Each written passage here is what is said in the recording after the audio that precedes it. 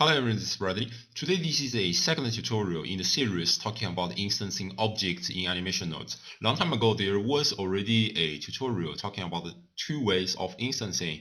One is to use object instancer node and the other is to use transform mesh nodes. Both methods have their own pros and cons. If you're not sure about what I'm talking about, I highly suggest you to take a look with that tutorial. You can click the link on the right upper corner. Because instancing object is so important and commonly used in animation nodes. Also, at the end of last tutorial, I have built a preset using the second method for easy and efficient instancing. This tutorial is to talk about some changes and improvements made within this preset, in which you will find in the newest preset library release. So let's start. So here's the preset library 1.2.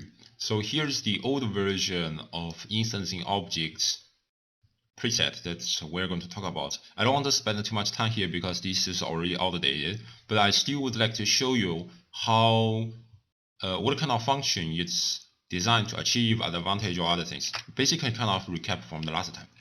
So if I have a cube and I collect the cube, then I'm distributing this cube according to the usual location. And if you turn on the world space, you can just move this cube out, or you can also disable that. Does not really matter. But just be aware when you use you can also use a modifier, but it will cause some problems when you're trying to. But it may potentially cause some problems when you're trying to render that. These are the questions that has been discussed when we're talking about object mesh data node. There's also a tutorial for that you can take a look. But anyway, a very good advantage of this method is you can just instancing billions of objects. So let's turn that 30 to 30s and take the sides, or just 3. Take the step 6 3. So it's kind of a very efficient method. Very cool. You can instance in so many objects, and it just takes 200 milliseconds. For such a kind of high counts, you probably cannot go with the object instance, so you can definitely try, but it will probably crash your computer. At least it will crash my computer. So basically my answer is no. However, this is still not good enough. 200 milliseconds is actually too much for execution in the node tree. It may not go real time. So what we can actually do, there's a better method, is if you turn on the triangulate mesh. So instantaneously our cube becomes all this triangulate mesh. Don't worry, we will get it back. So what we need to do is to manually parent this object. Use this target as the parent. The target is the object that has been created, and we try to go to object and use the faces instancing, and instantaneously we get everything back. And you can see the time for execution is largely decreased, like 20 milliseconds. This is fantastic. But there is some issue with these methods. So everything goes to real time, and modifier can be calculated easily. You can also disable that, enable that real time. Everything is just so nice. However, there are several things you need to be aware. So if we turn back to the 222, what do you need to do? What you need to be actually sure is that if I try to disable this object, then it does not show in the render or viewport. So you basically you either disable in viewport or you disable in render. It will not show at all. So you have to leave this object on. And if you move this object away, then all the instances will be moved away as well, which means there's no way to actually hide this object if you're using this method of instancing. I mean, this is a method of instancing from Blender itself. This is a known limitation for Blender. It has been written on the menu. There is no way to really fix that. It's just how it works.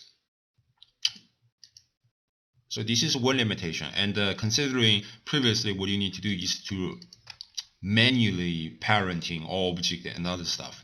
So it can potentially cause some problem, and that's why I updated that, improved that, make it kind of more chaotic. So let's go to the new improved preset. So here we are at preset library 2.2. This is no longer 2.1 because I just made a piece of tutorial and I realized there are some issues with these updated nodes. So I spent a lot of time to actually investigate what actually happens, what's going wrong, and finally I end up here. But the interface should not look very different from my noding previously and the version since 2.0. It should really look very kind of similar. And you do realize there are several more sockets compared to what you've seen previously. So what are they doing? What can we actually do with that? So if now I have a cube and I would like to instance the cube about 30 triple about, so it's about 27,000 times, then which socket should I choose? The general answer is you just select the second socket. So now we instance this cube about 27,000 times, and this is it. The rest of the socket we'll discuss shortly, but I want you to keep in mind about the execution time becomes 110 milliseconds. I don't exactly know what's the reason that causes these issues. I actually have no idea. Okay. Is there a way to fix that? I'm not really 100% sure. But I think this is still tolerable because this is still almost in real time, and considering the fact that you really instance about 27,000 times. 27,000. So I don't think this is very hurting me. And this is also a reason that we need this triangulate mesh method so that to improve the efficiency. Another thing I want to keep you in mind, is that I'm instancing cube. If you're instancing those mesh that contains more vertices like a torus, icosahedral, it will probably explode your computer with this amount of instances. But I'm not sure. My computer is really poor, and it becomes poorer and poorer. So let's talk about the triangulate mesh method. So basically what you need to do is just turn on the triangulate mesh, everything disappears, you just select this target, boom, everything turns back. And now you can see the time turns to be about 41 milliseconds. Actually a little bit less, about 30 milliseconds. A more magic thing is that everything will stay as it is. You can even add subdivision services and the execution time is still 41 milliseconds. You can increase more levels and still 41 milliseconds. The reason, as I probably mentioned earlier, is because this is a Blender method of instancing. This is already beyond the scope of what animation node is doing. So this is it, kind of very fast, very efficient. You can increase the more count like 45. And it's still kind of very efficient, like 120 milliseconds. I think it's kind of tolerable. And now we're instancing about almost 100,000 times. I think this is kind of very cool, very nice. But it also depends on your object, right? I have no idea. Anyway, this is just a kind of very high amount of time. And you can definitely use other modifier, displacement, whatever you are actually doing.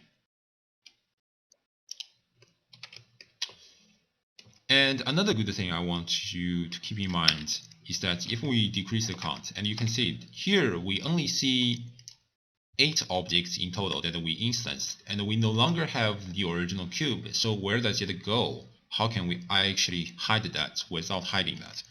The magic is that I actually moved that away from the viewport.